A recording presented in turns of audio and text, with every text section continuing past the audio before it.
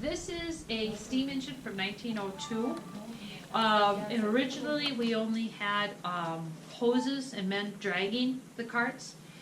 We then went ahead and repurchased this, and we used it up until about 1922. Then we got a real fire truck, which Ed Sedelka, I just spoke of him a few moments ago, he built that fire truck. There's a picture of the original fire truck right here that Ed Sedelka built.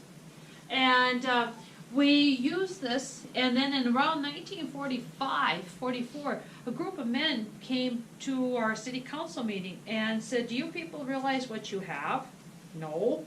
Well, there's only two in existence, this one and another one in a museum, and we're willing to give you $4,500 for this engine. Well, they thought about it, and they says, well, no, I don't think so. I think we'll just keep it now that we know we have something.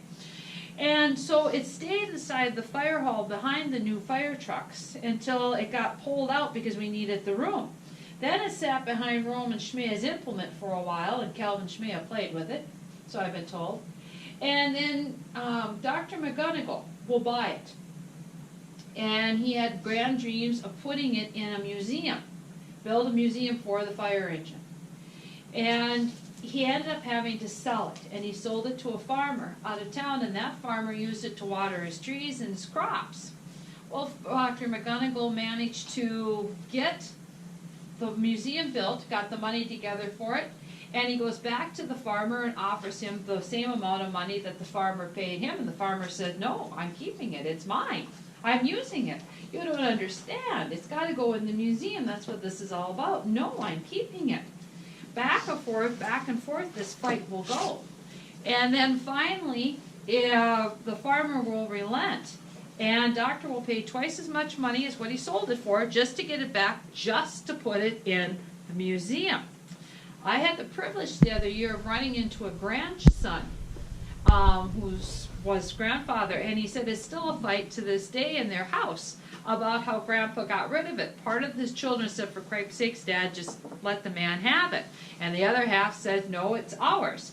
And so now we have this. We only pull it out, well, we haven't pulled it out for years now, but we used to pull it out for the museum, for parades and things. The hoses have rotted. The original harnesses are still down here for it.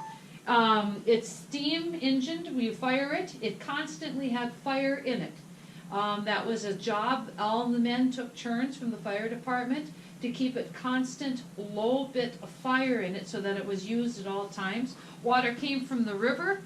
Water tanks at the train station, and another one down by the Platte River, of the river where it runs by the Dairy Queen. There was another water tank there. That's where they got it from. It can produce enough pressure that it can hit the top of the Catholic Church bell tower and beyond. There's enough pressure in it to do that.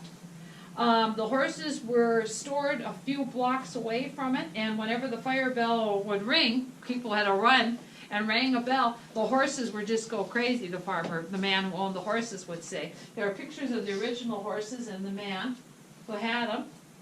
And then, like I said before, we built several fire halls, and then in 1985 we have our new fire hall that we have now. That's what I know about the fire engine.